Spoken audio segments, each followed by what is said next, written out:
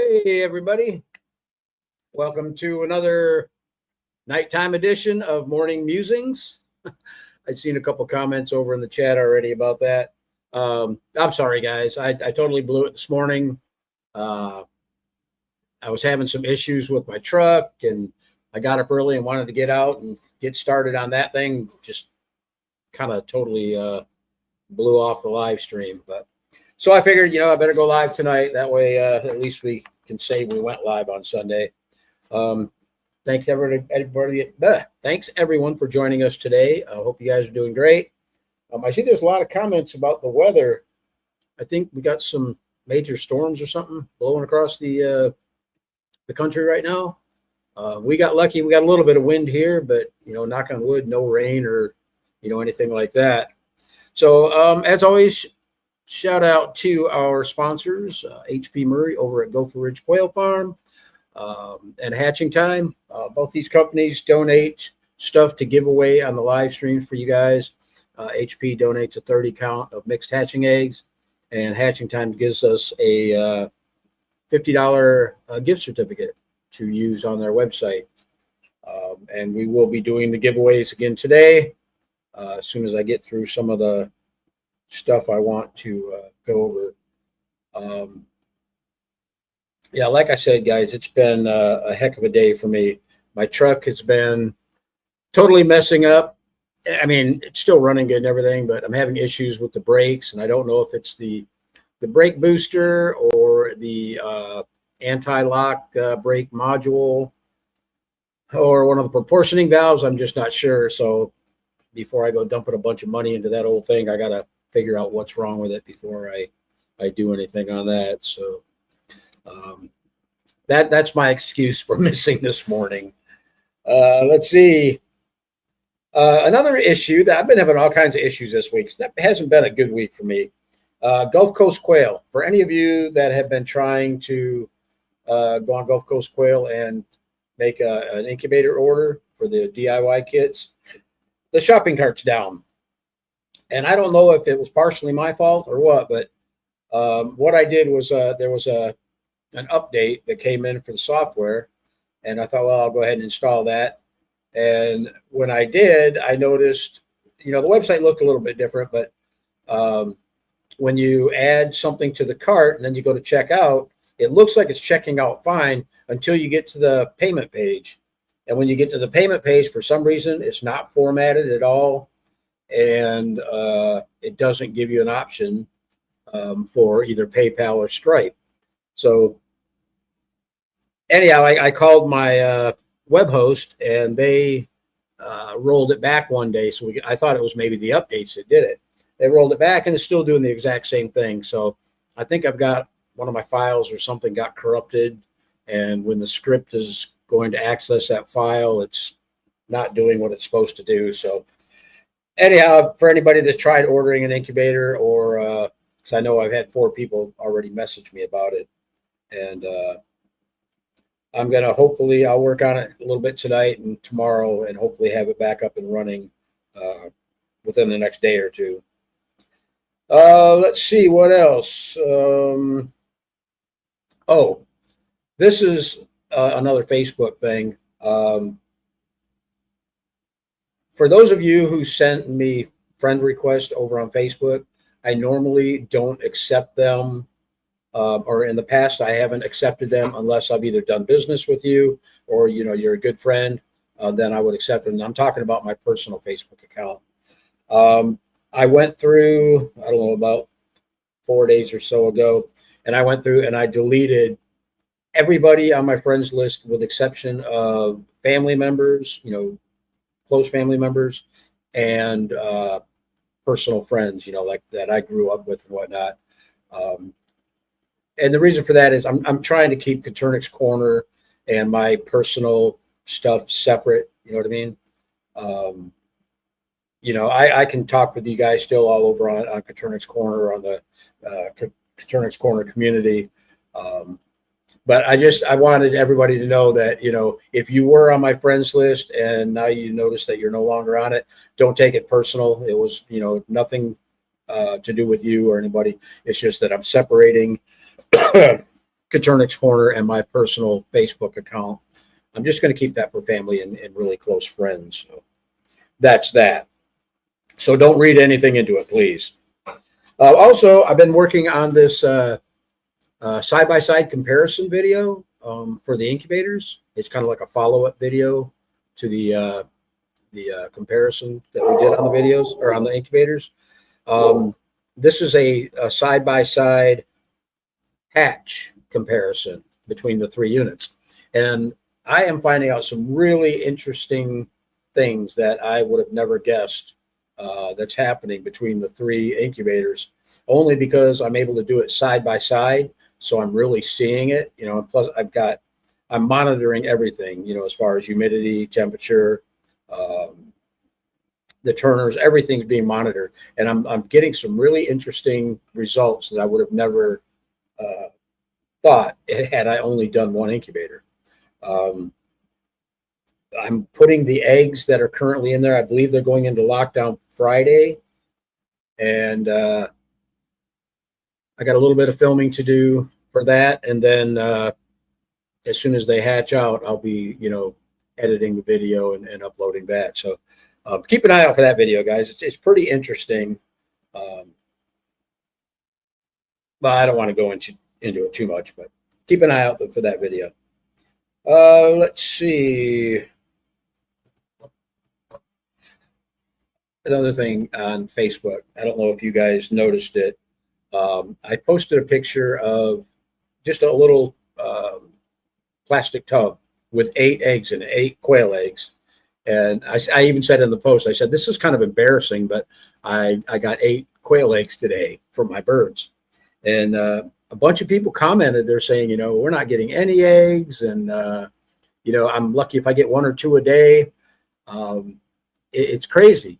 I would not have thought that, we're already, midway through March and people aren't getting eggs. I mean, normally I would get eggs year round, but I'm not doing anything to my birds now. I don't have any supplemental lighting on them. They're just all running around the aviary, and I've got to go in, and collect eggs every day. But yeah, the other day I got 8 eggs all in one shot, and I thought, wow, that's great. But it's almost embarrassing because I'm used to collecting, 300-400 eggs a day. So, all right, we're going to go ahead in a second, jump over in the chat room. If you guys would, for the giveaways, comment either Gopher Ridge or hatching time. And if you're interested in, being considered for the giveaways. And at the end of tonight's live, we'll go ahead and select somebody to win those 2 prizes. Let's see. I think that's about. I tried to write everything down because my memory is, for some reason, getting really bad. I think that's about it. Back to the shopping cart issue with the incubator, guys. If anybody is wanting to get an incubator, if you want to go ahead and email me at terry@katernickscorner.com about the incubator, just shoot me an email. Let me know, hey, I'm interested. And I will contact you as soon as I get the shopping cart up and working again. I'd hate to lose a sale to anybody because of, my failure to have a website that's working. So, all right, let's go over and jump over into the chat room and see who all is here. First and foremost, Anita Garrett's in the house. Says hello all. Glad you could join us, Anita. I hope you guys are surviving the storms up there. I worked a little bit on the bees today. It was pretty windy and overcast, but no rain. They were saying that we had a 50% chance of rain. I think that's maybe tomorrow, but it didn't rain today, and we just had a bunch of wind. So yeah, by wind I mean 20, 25 mile an hour gust. Boy, I can't even say that. La Nita Tolokita.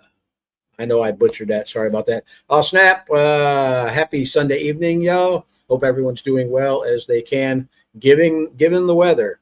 Yep, there's another one with the weather. Glad you could join us, by the way, and I'm sorry if I butchered your name. David says hello from Virginia. Oh, what I was going to ask too, guys, let us know how, if you're getting eggs going back to my egg thing. If you're getting eggs right now, and if you are, are you adding supplemental lighting, or are you like me, got them out in aviary and just, dependent on natural lighting, whatever's going on. Genuine Toe Tag, I love that name. Hello from Oregon. Glad you could join us. None your business says hello from Kansas. Thanks for checking in tonight. Woodtick's in the house. Good evening, everyone from Winter Haven, Florida. Glad you could join us, Woodtick. Costello Hobby Farm says, hey, from Alabama. Sweet home, Alabama. Brian F's in the house. Good afternoon from crazy weather, Michigan. 71 day and snowing the next. Yeah, gotta love Michigan. And if you want to change in the weather, just wait a few hours. Don Skins in the house. Good afternoon from South Mississippi. Glad you could join us tonight, Don. Butter Fly Me Away. Hi from South Carolina. That's a different name. Alexandra says, I was wondering if there would be a live today. Yeah. Again, it was my fault. Kind of blew it, but I got to keep my truck running. So Homestead Matters in the house. Snap. Happy Sunday evening, y'all. Hope everyone's doing well and as they can, given the weather. I think I already read that, didn't I? But glad you could join us anyhow, Homestead Matters. Muddy Acres Homestead says hello from New York. Buck Reynolds in the house says hello from Oklahoma. Hope you all are well. Thanks, Buck. Hope you're well, and thanks for joining us tonight. All Clean Exteriors says hello from a snowy Michigan. There's another one. 70 yesterday, sunshine, beautiful blue skies. My sister sent me pictures, and it's snowing today. That's wonderful. Dragon Girl's in the house says hi, everyone. Glad you could join us, Dragon Girl. April says hey from Iowa. If you guys got something that you want to talk about, bring it up in the chat room or ask a question. We can kind of get into that a little bit. Muddy Acres Homestead says, I just moved from Iowa. Okay, cool. Buck Reynolds in the house said, that's all right. Don't get up early anyway. Good. I'm glad there's a few people that don't. I know I got a few regulars that checks in every Sunday, and I know that they're not available in the evenings. They got to go to work or whatever. So I feel kind of guilty about them guys. But April says, where did you move to? Okay, must be talking to Muddy Acres Homestead. Chris said we had some bad tornadoes in Missouri. Yeah, I saw that on the news tonight. Crazy the weather that has been going on in the U.S. lately. Anita says severe thunderstorms with tornado warnings here in our area of Virginia. Take shelter warnings 20 minutes ago. Wow. Stay safe up there, Anita. Muddy Acres Homestead said New York, so they moved to New York. Butterfly Me Away says kick it. Promised Land Homestead, eggs please. Muddy Acres Homestead said our power went out 2 hours ago, still waiting. Yeah, that kind of stinks. I had, this is kind of interesting. I had a guy call me from Michigan, way up in northern Michigan, almost to Mackinac Island, or Mackinac at the bridge. We got to talking about the incubators, and he sent me some links to, he called it carbon fiber, but it really wasn't carbon fiber. It's a resistive heating element that can be run off of either 12 volt or 120 volt, depending on which one you get. And that may be, he said, this is a good option for your incubators because if we do have a power outage, you can still run the incubator and the fans on 12 volt. And I thought, that's an idea. So I'm looking into that. And if we do come up with something that could maybe be an option instead of running the heating elements, the ceramic heating elements, maybe you could order I don't know. I got to look into it first when I get it and see if it's going to be feasible. But I thought it was kind of interesting. Kurt says, good evening from Michigan. Michigander. Glad you could join us tonight, Kurt. Brian says nothing wrong with that.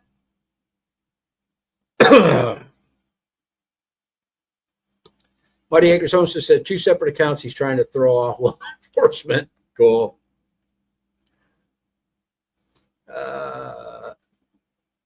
Alejandro says, how do I figure out how much hardware cloth I need for my project? The easiest thing to do is I always build my cages and stuff according to the size of material that I have. And what I did was I ordered 36-inch wide hardware cloth, knowing that my cage floors were going to be 36 inches wide. And then same with the 1x2 wire, I ordered it 36 inches wide. But what I would do is once you got the framework all done, you can get a tape measure, measure the width and the depth of the area that you want to cover with a hardware cloth, and order it that way. I can tell you can save a lot of money by ordering your hardware cloth in bulk. I was ordering 50-yard rolls, and I saved a lot of money, and I built a whole lot of cages with them. Brian says, I built the 3-tier coil pen over the weekend. Absolutely love it. Cool. Congratulations. If you're talking about the one from the channel here, cool. Glad it's working out for you. Oscar says, how concerned should I be if I can't get my humidity down to 30 or 40% consistently? It's been up and down, but staying in the 50 to 60% range. I had a buddy tell me not to be that concerned about it. Yeah, I mean, back when I first started with quail, I always targeted 50% humidity just because I was listening to people online saying that, you want to hold 50% humidity. I mean, if you can't get it down a little bit lower than 50, I don't really like 50 right now. I prefer somewhere in the 40s. I incubate in 30%, but usually it's just a matter of if you're adding water to your incubator, it's just a matter of sizing your water tray to the amount of humidity that you want. Like say you're getting 50 and 60% by filling up your water tray that's in there. Try to find something smaller. Don't use the supplied water tray unless maybe you go into lockdown and use them, but find a smaller basin and just keep in mind that it's the surface area of water that raises your humidity. So the more surface area you have, the higher your humidity will be. I have, like for my DIY boxes, I have 3 different containers.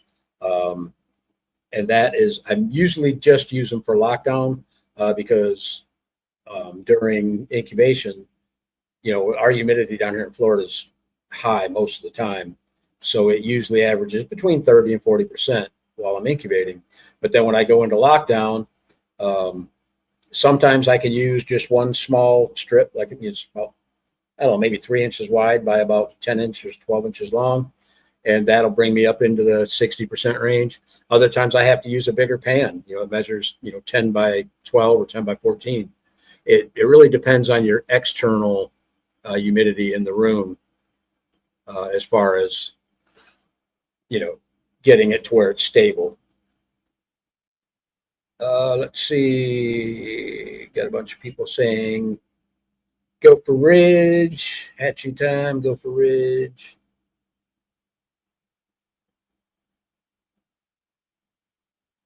Costello Hobby Farm says, hopefully have our eggs start hatching tomorrow. Cool. Good luck on the hatch. Storms were bad here in Bama yesterday, but all good now. That's good. Don't have to worry about power outages. Tracy's in the house joining us from Minnesota. So it's good evening from Minnesota. Glad you could join us, Tracy. Butterfly Me Away says, question, my babies are 1 week old now, and I have them sitting around 85 degrees. They already have feathers starting. Is that okay? I don't worry about temperature per se. I know a lot of people say, well, you want to start out the first week at 95 degrees, and then the second week drop it down to 90. I don't do that. I watch my chicks. If I've got my heating element above the brooder and I notice all the chicks are huddled underneath it, I know it's too cold. So I need to, either increase the heating element wattage bigger bulb, or lower it down a little bit to get it closer to the chicks. Just watch your chicks. They will let you know if they're too warm or too cold. If they're all scattered away from the heating element, staying in the far corners of the brooder, then you've got it too hot in that spot. Your chicks should be kind of dispersed evenly all throughout the brooder, and you can tell when they get cold. They start getting noisy. They start huddling. So let your chicks tell you, if you got it right or not.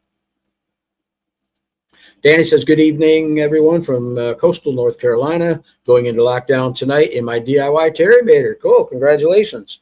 I am going into lockdown tomorrow, also in a DIY box. Leah Koulis from Southern Biophiliac delivered me some eggs. Well, it's been 2 weeks ago because they're going into lockdown tomorrow. So looking forward to that hatch. But yeah, good luck on your hatch, Danny. Hope the DIY box did good for you. Anita Garrett says 2 to 3 eggs per day from 50 birds on natural lighting. Yeah, so I'm not feeling too bad then, Anita, because consistently I get 2 or 3 eggs a day, but one day I got 8, and I know I didn't forget, to collect one day. And it was really weird. I have a little hide area in the aviary, which is basically just 2 cinder blocks side by side with a board over top of it. And I think 6 of the eggs were laid in a cluster underneath that board there. What are you doing, Cuckoo? Hold on a second, guys. Cookie wants to jump up in my lap. She's getting to where she can leave the puppies a lot more, and the puppies all have their eyes open. They're trying to walk. I mean, they do walk, but not very well. So I'm looking forward to them, coming out of the little puppy pen. Well, they're in a pool right now, a little kid swimming pool. But I'm looking forward to them coming out of that and going into their playpen and moving out of the bedroom and into the living room. Alexander says supplemental lighting, an egg a day per hen. That's perfect. Can't beat that. I was going to do some supplemental lighting and, maybe do a video on it. And I thought, you know what? I'm just going to leave the birds alone, let them do what they want, and, see what the weather does for them. So, but it is starting to get a little bit longer daylight hours now. So I would expect, more eggs here in the near future. Dragon Girl says, my birds are inside with supplemental lighting. Nearly every hen is laying daily. Very cool. Yeah, that's good to hear when they're doing that. Wood Tick says, I'm getting eggs every day, supplemental light. Costello says, do you recommend an aviary or a cage for quail? You can use either. I mean, I've got mine all in an aviary now, mainly because I don't have any cages. Everything that I've done indoors. You want to go in? I think she wants up on the bed. Yeah. There you go. Run the cat off. Yeah, and I ended up closing up my shop as far as quail went because both me and my wife were having issues, breathing and stuff, and had a consistent cough every time I walked out in the shop. So we decided that now I'm going to cough because I said that. We decided it would be best to, just get the birds out of the house per se. My carport is underneath the roof of my house. And the only thing I can imagine, I was worried about dander, coming up through the attic and getting blown in, with the air conditioner vents and whatnot. So that's what we did. But, it's really up to you. If you've got, cages and stuff that you can use, go ahead and use them. They work just fine. Or if you prefer them out in the aviary where it's, more of a natural setting and, give the birds a little bit more room to run, go that route. But I wouldn't, say one is better than the other. Sapita, I said that right?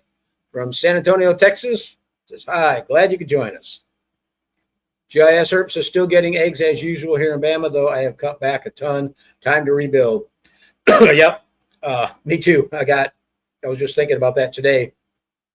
All the birds that I hatched out that are out in the aviary, I hatched them out back in November, and by the time they start laying consistently, it's going to be time for me to start thinking about replacing my hens because they're going to be pushing 6 to 8 months old.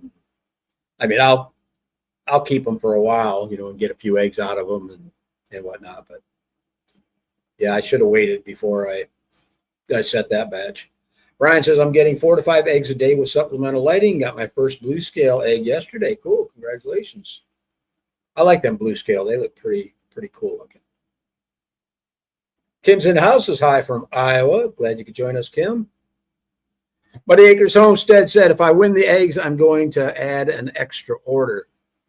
Yeah, I'm sure HP would like that, but the only thing is I don't know how far HP is behind on orders.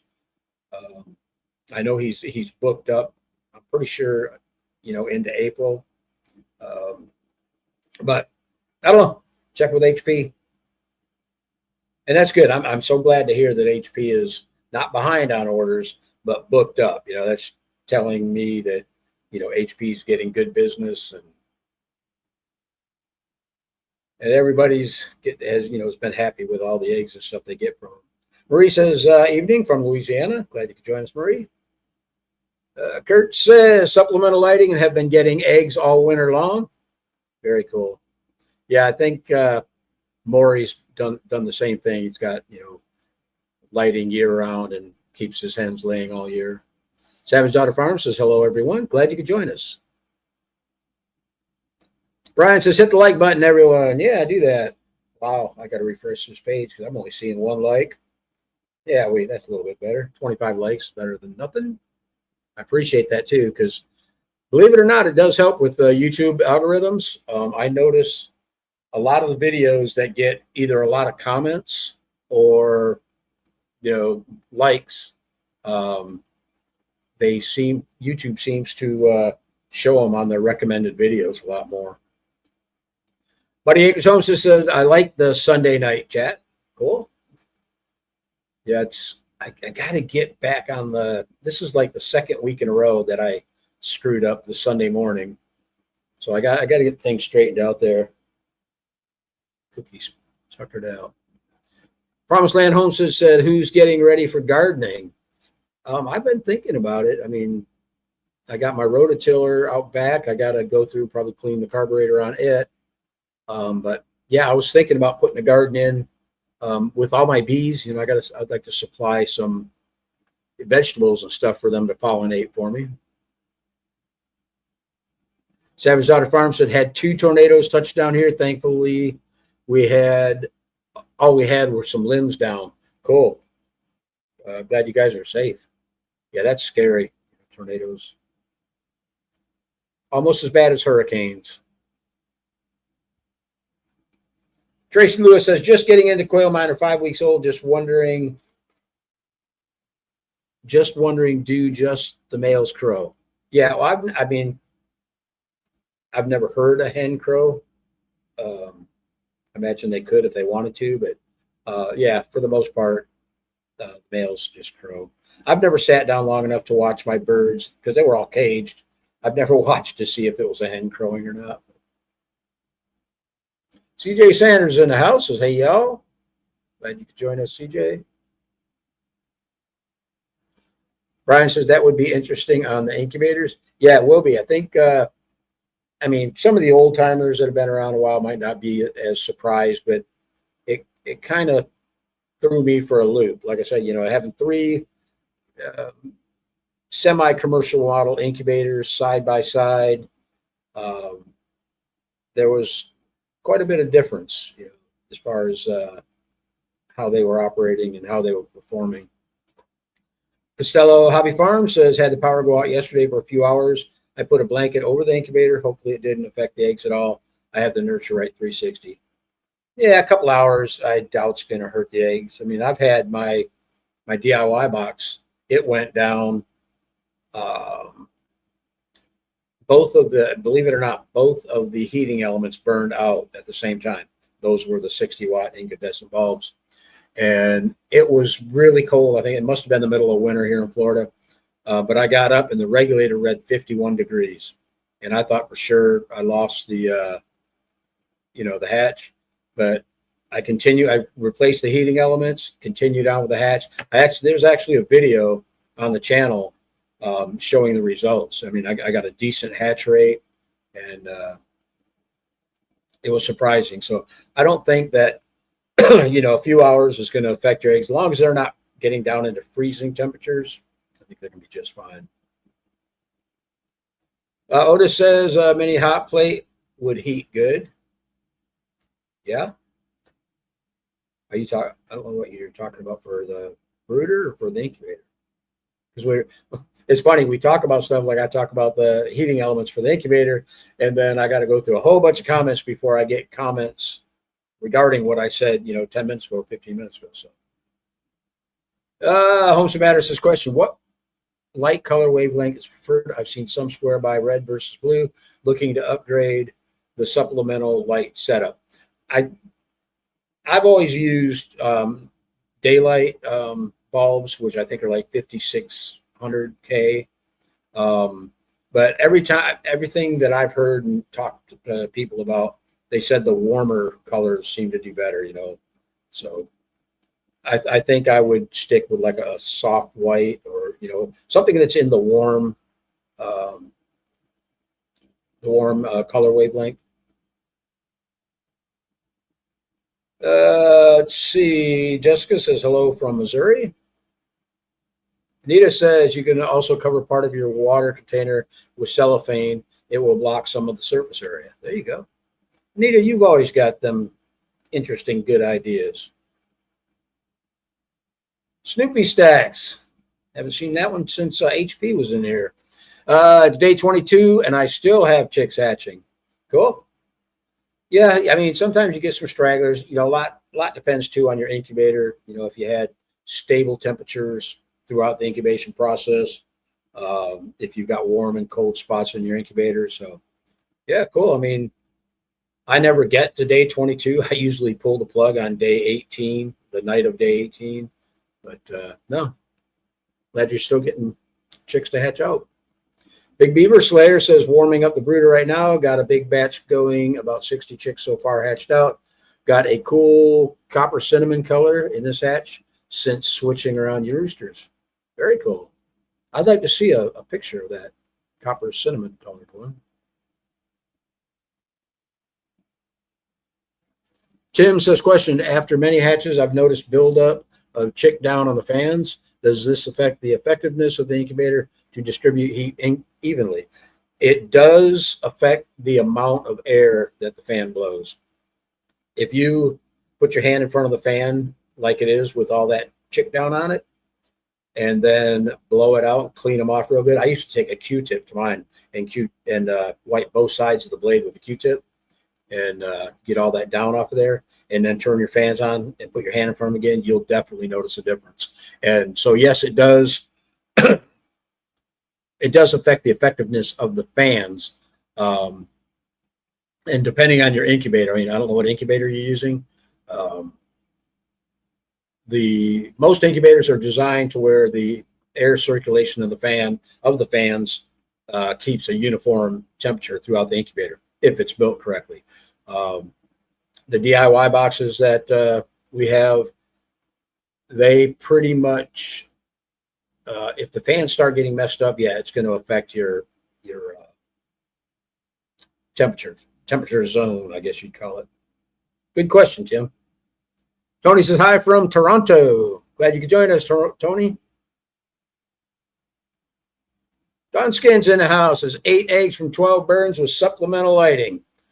Well, that's good. I mean, that's what I got. 8 eggs from, I'm not sure exactly how many hens I got. I know I have 20 birds out there in the aviary, but I haven't gone through and sorted out my hens and my roosters. So I need to go out there and do a bunch of culling and find out exactly how many hens I've got. That way I can determine, how many roosters I need to keep. But no, good deal. Now I don't feel so bad. I mean, I'm, 8 eggs. I thought I was just embarrassed, like I said, because I'm normally used to collecting, 300-400 eggs a day. And now I'm going out there and I get excited when I get 8. Robert says hi from Indiana. Glad you could join us, Robert. Jason says checking in from Vancouver, Washington. Cool. Well, that's a chunk away from here. Thanks for checking in, Jason. Genuine Toe Tag says, what is your cleaning routine with your quail area? I've seen in all videos, but there was no dust. When the birds were in the shop, we pretty much cleaned weekly. Usually, oh, scratch my arm. Darn. Probably twice a week we'd do trays. But as far as like a deep clean, it was usually every 3 to 6 months. We'd pull all the birds out, wheel the cages outside, pressure wash everything, and then bring it back in. I was really kind of anal about keeping my cages clean because, I don't like dust. My wife has COPD, so I couldn't have her exposed to, bird dander and stuff like that. So we had to keep the cages really clean. As far as my aviary goes, I don't really do a whole lot out there. I have the this year. I used to use not compost, but what do you call that stuff? Yeah, I guess it's compost. Anyhow, I could go to a local park up here and they give it away for free. So I would load the back of my truck up with that and fill the aviary about 6 to 8 inches deep and use the deep litter method. Now I just have a bag of those pine shavings down in the bottom. I don't know how well that's going to work, but like I say, I change it out maybe once every other month. I'll rake up all the pine shavings and put a new bag in there. But I'm interested to see how that's going to work out in rainy season because they're on a concrete slab and I got a feeling they're going to get wet. So I may have to go back to the deep litter method. Alan says, good evening from North Dakota. Glad you could join us, Alan. Costello family, why would you replace them at 8 months old? Sorry, new to this. I'm sorry if it's a bad question. No, it's not a bad question. You really don't need to replace them. I replace my birds or my roosters early because I want to keep a good fertility rate on my eggs. I would usually replace my hens around 1 year, the 1 year mark, but the roosters were anywhere between 6 and 8 months, depending on my, the fertility I was getting. So yeah, you don't need to replace them at 8 months. You can keep going longer than that. But once you get up over a year with your roosters, you might notice your fertility rate starting to drop down a little bit. Butterfly Me Oasis question. It gets super hot in South Carolina in the summer. My birds will be outside enclosure. Any ideas how to keep the water cooler for them, not super hot, and keep them cooler? To be honest with you, I never worried about it. When my aviary was back over in the bee yard, I moved it away from the bee yard. I had a 5-gallon bucket with, half-inch PVC and water nipples along the bottom. And yeah, I imagine that the water got warm in the bucket, but as long as they've got water, being warm isn't really going to bother them. I would think the thing you want to look at is being able to keep them out of the weather, whether it's, driving rains or have an area where they can get out of the sun, shaded spot or something. I actually had on the east side of my aviary, my sister sent me a whole bunch of morning glory seeds. So I planted them all on the outside of the aviary and they climbed up the side of the aviary, up the side of the wire. And it provided, nice shade because Florida, at 9 o'clock in the morning, it could be, 85, 90 degrees. So, yeah, and that worked out really well. But I never had a problem with them. Like I said, with that little bit of shade, the aviary was all wired all the way around, so they had good air ventilation. And they did just fine out there. Danny says, cabbage, potato, onions, and bok choy in the garden. Tomatoes just waiting for a safe frost-free date. That's what I'm thinking of doing is tomatoes. I really don't. Okay, we can do potatoes down here, but we got to do them in like a 55-gallon drum. This soil just gets way too wet in the rainy season for them. G. Michael says, are there any quail experts we should be looking forward to in the future videos or live streams? Any quail experts we should be looking for? Um, I mean, it depends on what you're looking for. Are you wanting to get into genetics? Are you wanting to get into, you know, more of the various colors of birds and stuff and learn that end of it? Um, there's a lot of people that do live streams. Bryant's Roost, Two Chicks Caternix, which is Leah Coulis and Rebecca Lynch. Um, I'm trying to think who all does live streams. I know Bryant's Roost. She does live streams, and then her and Carrie Blackman do a podcast called Poultry Nerds, I think it is, and that's good. And then I try to get guests to come on the live streams here. Lately, it's been a pain. I don't know what's going on in the quail world right now. I'm having issues with people that used to be willing to come on the live streams. For some reason, they're just shying away from it. I don't know what's going on, but yeah, we used to have. I mean, some of what I consider some of the top people in the world would come on the channel. Dana Manchester, Martin Yardley,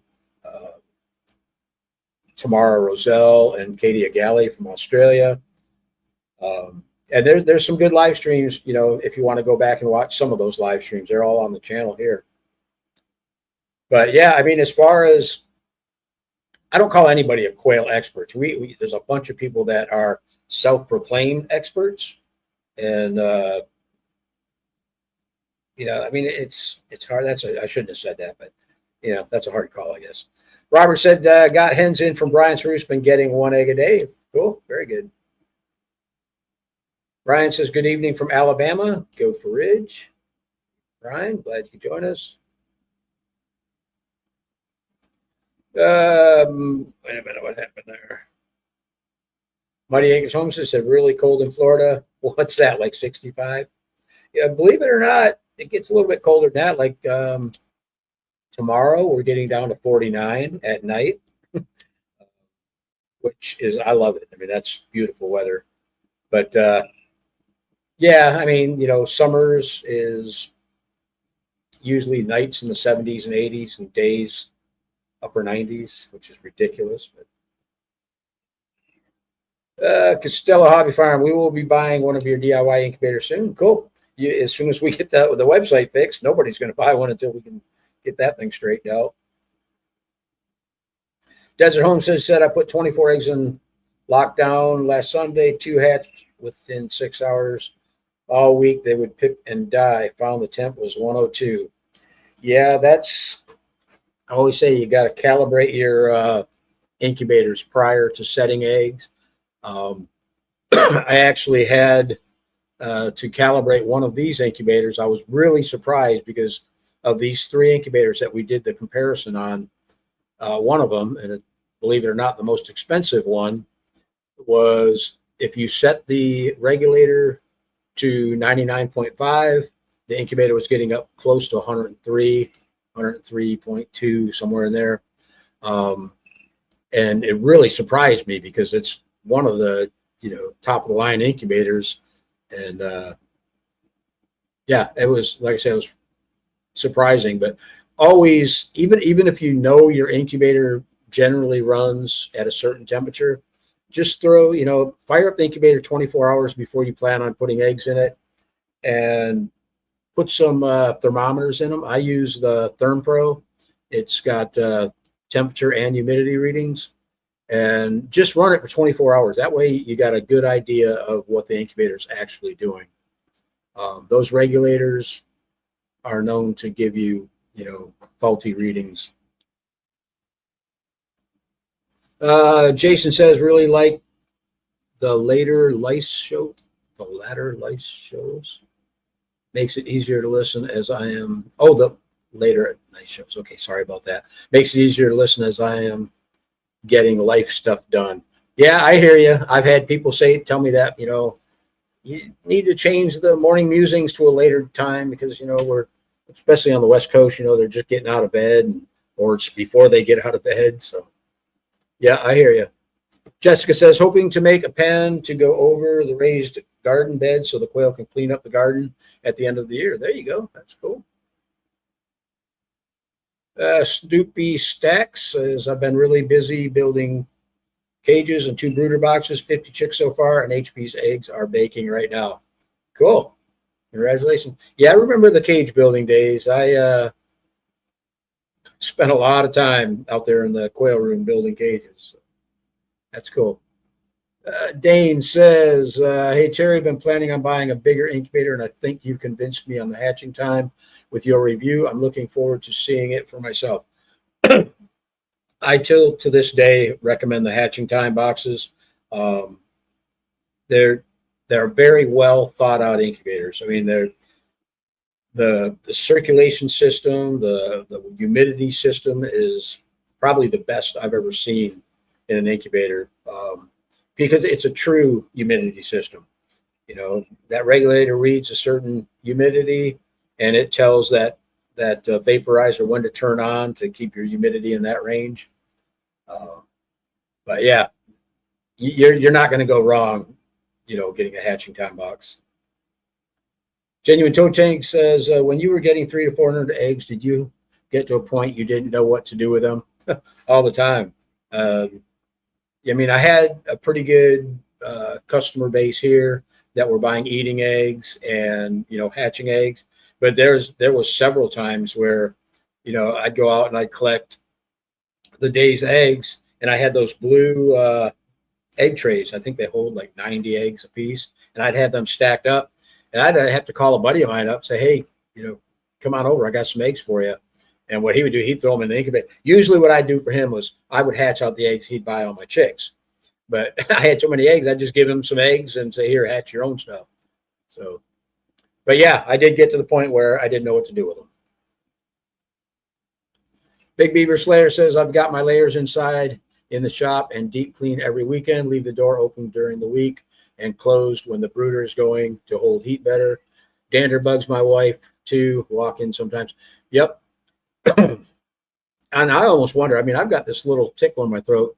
But right now we've got really high pollen levels going on. I mean, we're in the red zone, and I'm hoping, knock on wood, that this little tickle is just from that, you know, high pollen count. But sometimes I wonder if, you know, all them days and hours out in the coil room, you know, like an idiot, I didn't wear a mask. I probably should have. But yeah, I always wonder if, you know, that's where this cough's coming from. Bob says, tap the thumbs up, folks. Absolutely. Appreciate that, Bob. Let's see what we got over here.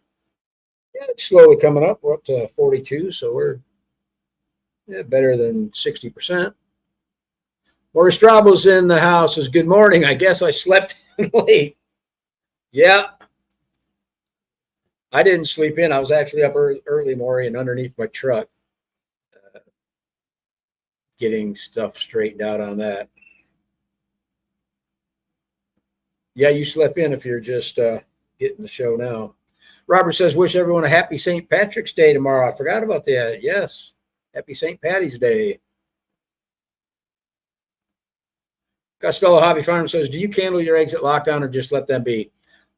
I used to. I mean, I've got several candlers, and it would really depend on what I was setting. Like if I got some eggs in that was a color variety back when I was into genetics, I would really watch them. You know, I'd candle them at lockdown just to make sure I wasn't putting any eggs in there that, you know, weren't viable.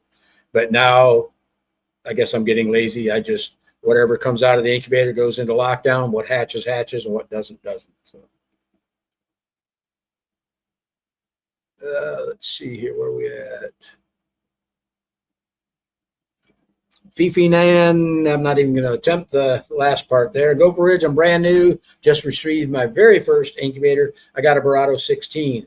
Good incubators. I had the 16, the Lumia 16. I also had the Real 49. Had good luck with both of them as far as, you know, hatching eggs. I don't really care for their humidity system. If you get the Cerio humidity pump, it doesn't do what it should do, and you can actually flood your incubator. No, nothing wrong with the Barado. Brian says, I have Wi-Fi hygrometers in mine so I can check it anywhere and get alarms. Nice. For high and low heat and low and high humidity. Very cool. Big Beaver Saver says, Gobi thermometer is what I use to check temps in the incubator, recommended by MyShar. Yeah, I bought some Govies. I actually bought them to do a comparison test between the Govies, the Therm Pros, and I can't think of the other brand that I was using. I didn't have very much luck with the the Govies. I mean, some people love them. I'm just not really a big fan of them. The reason is I think I got 3 Govies. No, I got 6 Govies, 6 of the Therm Pros and 6 of the other ones. And none of the Govies agreed with each other as far as what the temperature read. And my Therm Pros, that's what I use now. They are all within a half a degree of each other and probably within 1 humidity point of each other. So I'm pretty sure, that they're accurate what they're reading. Either that or they're all way off and not working right. But yeah, I mean, I know people that love the Govies, and I know, some don't. So Zach's Blaze says hello from Southwest Ohio. Glad you can join us. Homestead Matter says, anyone using quail eggs for an Easter egg hunt? There's an idea. I've seen some folks dye quail eggs and thinking that sounds fun. Yeah, I've seen them too, where they dye the eggs. Yeah, that would be interesting. I mean, a little bit small. Hopefully, they can find them. They don't end up stepping on them or whatever. Bob says, question, do you typically use separate incubators for cooking and lockdown? I do. Right now, I've got 4 incubators full, so I'm kind of limited on what I can do. But normally what I do is I will incubate in my hatching time unit. And then when they go into lockdown, I put them in the DIY box. And the main reason for that is I like to keep the hatching time incubator clean. I don't want all the dust and dander getting in the fans and whatnot. So that's why I would use the DIY box for lockdown, because I can take that outside, blast it out with a garden hose, and not have to worry about anything. So answer to your question is yes, Bob. Butterfly Me Way says, can you dye quail eggs the same as regular eggs? I've never tried it, but I don't see why not. I think I've seen somebody do it before. Somebody posted some colored eggs on the channel. But yeah, I don't know. I've never tried it, put it that way. Sax Place says, not impressed with Gobi. Better luck with my cheapo Amazon specials.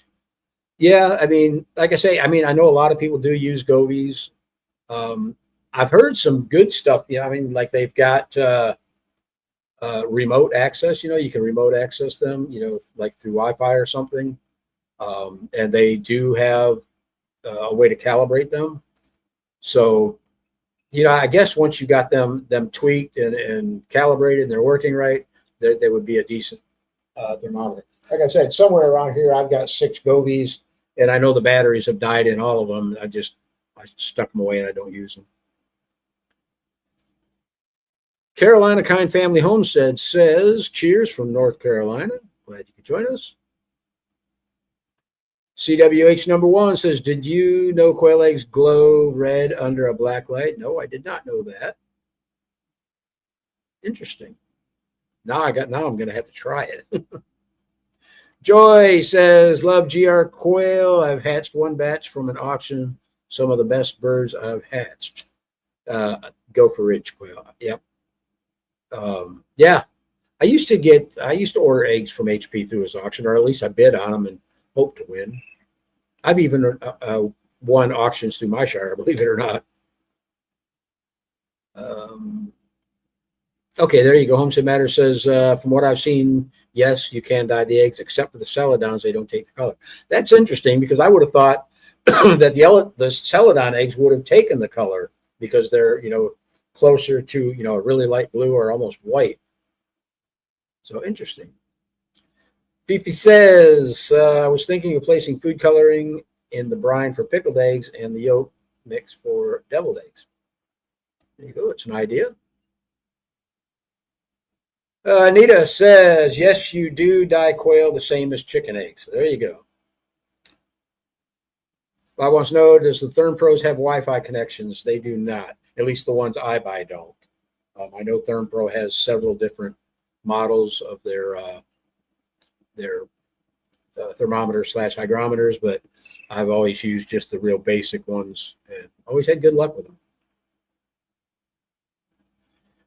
Costello Hobby Farm says, can I feed my quail table scraps like I do my chickens, or is that not recommended? I don't know if it's recommended or not, but I do it. I mean, we always, there's some things you don't want to give them. I'm not going to go through the whole list. Like I know, like it's not the tomato itself, but the vine of the tomato. I think it's in the nightshade family. That's poisonous to them. Even the morning glories that I grew up the side of the aviary, I didn't know it, but they're poisonous to them. But I guess if they, as long as they don't eat the seed, I think for the morning glories, they're right. But as far as table scrap stuff, yeah, I do it with my quail all the time. Mainly like greens and stuff. You know, if we had something that we had leftovers, and my wife's not going to save it, yeah, I'll throw it all on a plate and take it out and throw it in the aviary. And they always cleaned it up, no problem. I've even given them macaroni and cheese, and they loved it. So, yeah. But yeah, I gave mine scraps all the time. So at home, Butterfly Away says at Homestead, very interesting, good to know. Gonna have to try soon. Yeah, if the Celadon's not taking notes. Bob says my Therm Pros have Wi-Fi. There you go. I didn't know that. Oh, okay. You weren't asking a question earlier. You said my Therm Pros have Wi-Fi. Okay, cool. That's good to know. Carolina Kind Family says, who don't love mac and cheese? LOL. Yeah, really. Yeah, I mean, I figure it's a noodle, you know, it's made out of flour. It can't hurt them, you know. Claire says, I've tried making fermented quail feed. I added too much water and it's turning into slop as it's too watery. What do I do? It's 4 days old. Just add more. If you're making, if you're fermenting crumbles, just add more crumbles to it. I mean, I used to feed back when I first got into quail, probably after about 6 months after I started feeding fermented crumbles. And the reason I did was before that, I had chickens and I always fermented my chicken feed. And my chickens did really well on it.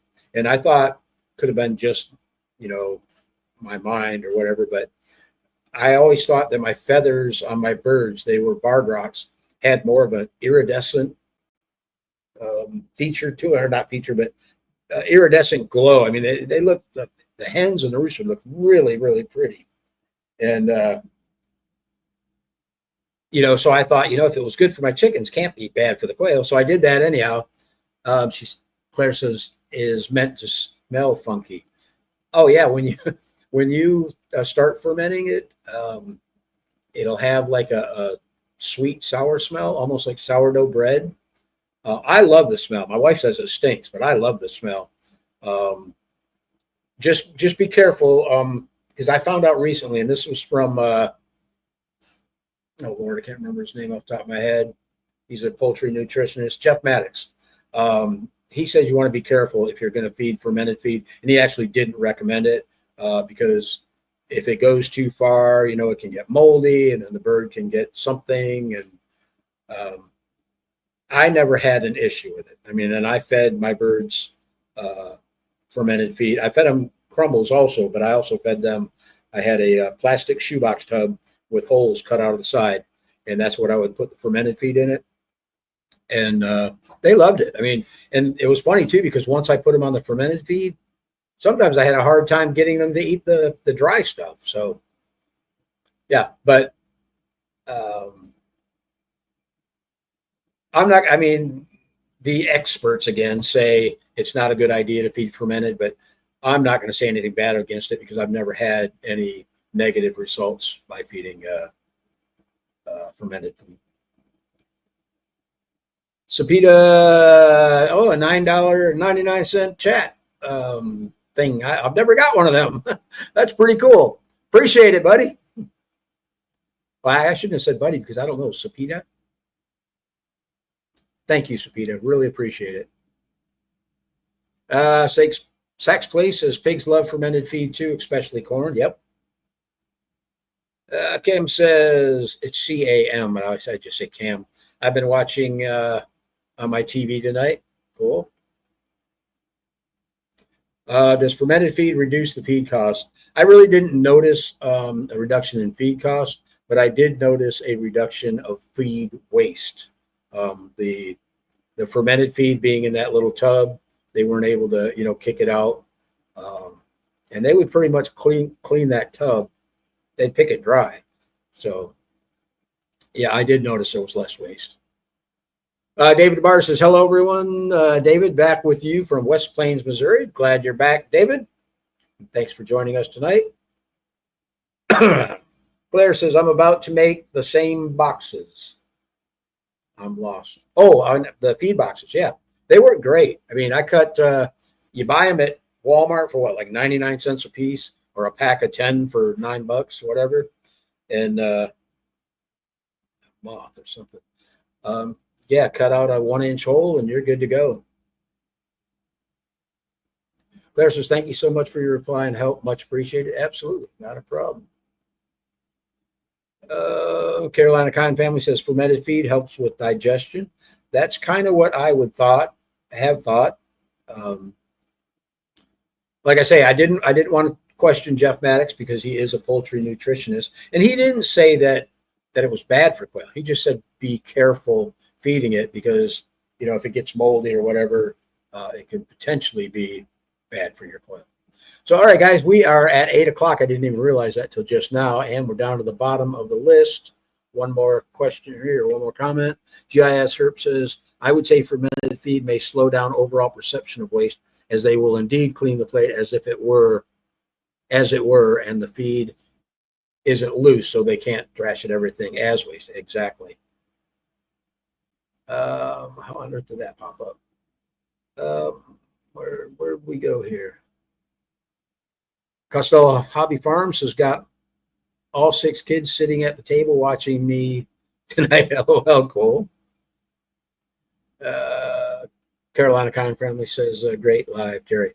All right, let's go ahead and select a couple winners for tonight. I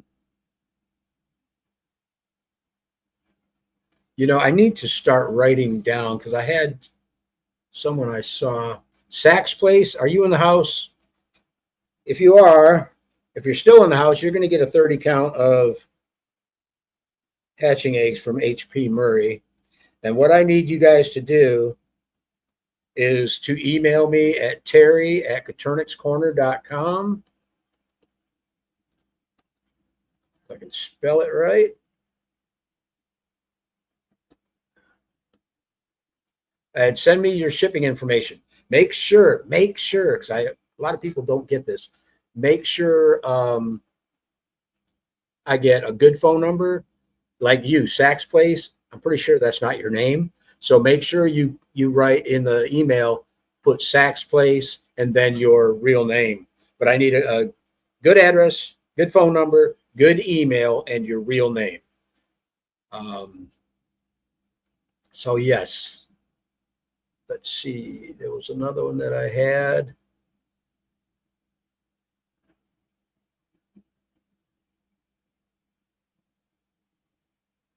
Randy F. Randy, if you're in the house, you are going to get the Hatching Time gift certificate. And again, email me, terry@caternixcorner.com. And with all your shipping information. Yours, I definitely need a good email because that's how Hatching Time will send you your gift certificate. Okay, Sax Place says, yes, sir, thanks, cool, you're in the house. Randy F, not Brian F, sorry, Brian.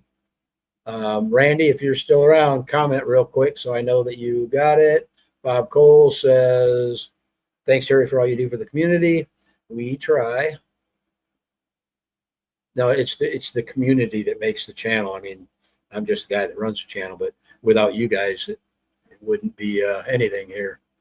Negro Kitty just showed up, says I just found the live. We'll have to rewatch. Yeah, I kind of screwed up this morning. I didn't really screw up. I had a truck to work on, and so I couldn't do the live stream this morning. Carolina Kind Family says congratulations, winners. Brian says congratulations to the winners. All right, we're down to the bottom of the list, guys. I am going to try as hard as I can this week to get somebody to come on the live stream Tuesday if I can get a guest. I don't know why it's being so difficult to find somebody to come on the live streams Tuesday. I used to have a lineup of people, believe it or not, and now it's just for some reason nobody's interested anymore. I got a little bit of a feeling I know why, but I'm not going to mention it here. Butterfly Me Way says I still say kick the tires on the truck, works every time. Yeah, it's funny too because I actually jacked the truck up this morning, put it on jack stands, and I knew it was something to do with the front end, and it felt like it was brakes and mainly the anti-lock brake system, but I thought something else might be going wrong under there. Randy says, I'm here. Cool. Email me, Randy. But anyhow, yeah, I had the truck up and I took the tires off and then I kicked them, putting them back on, and didn't do any good. But I did figure out that it was either the power brake booster or the anti-lock brake module. I hope it's not the module because that's pricey. And I hope it's not the booster because that's really hard to change on my truck. So anyhow, okay, Randy says he's here. Great. Bob says, call Rebecca about Tuesday. Yeah, I doubt that's going to happen. Rebecca's not a big fan of the Turnings Corner anymore, so that won't happen. But anyhow, guys, we can get off of that soapbox. Thanks for joining me tonight. Really appreciate it. If I can get somebody for Tuesday to come on, we'll go ahead and go live Tuesday. It's 7 p.m. Eastern. And other than that, look for us next week, Sunday, for another Morning Musings. So thanks again, guys, and we'll see you next week.